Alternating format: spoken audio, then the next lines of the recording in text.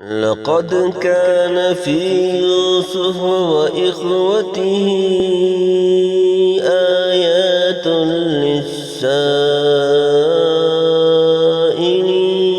للسائلين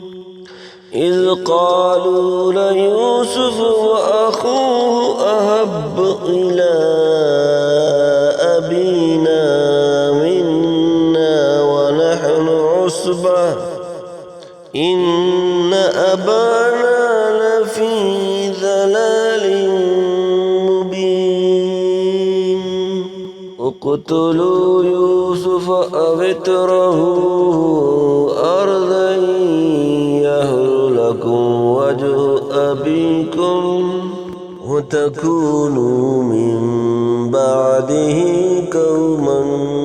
صالحين قال قائل منهم لا تقتلوا يوسف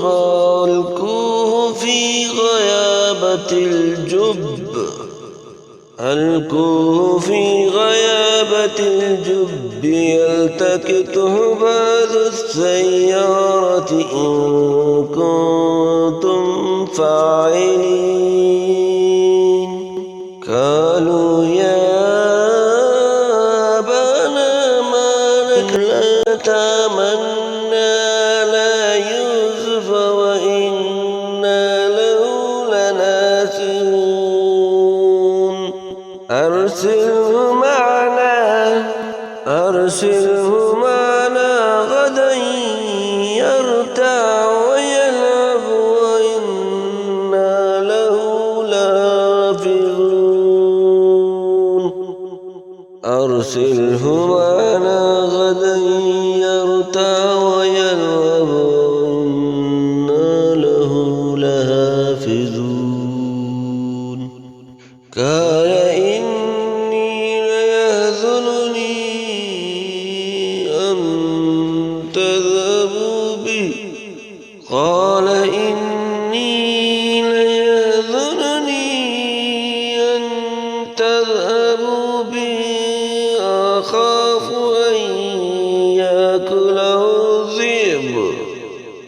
أخاف أن يأكله الذئب وأنتم عنه غافلون قالوا لئن أكله الذئب ونحن عصبة إنا إذا لخاسرون فلما ذهبوا به وأجمعوا أن يجعلوه في غيابة الجب وأوحينا إليهم لتنبئنهم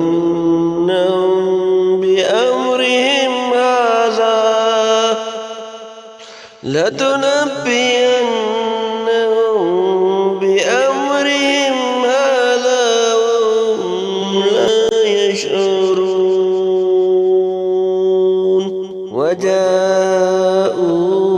وجاءوا أباهم عشاء يبكون قالوا يا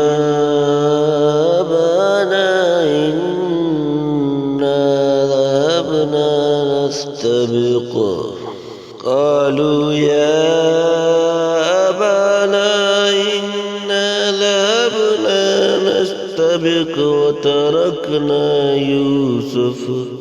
فتركنا يوسف عند متاعنا فأكله الذئب وما أنت بمؤمن لنا ولو كنا صادقين وجاءوا